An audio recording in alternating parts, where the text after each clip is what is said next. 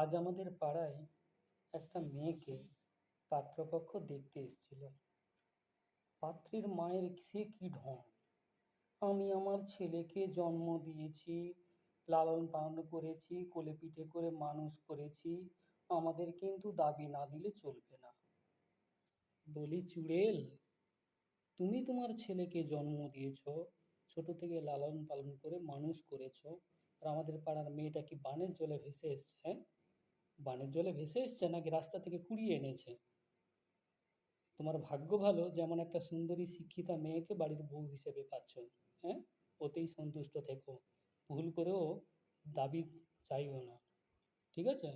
দাবি চাইতে গেলে না সোজা জেলে ঢুকিয়ে দেবো। হুম, কথাটা যেন মনে থাকে।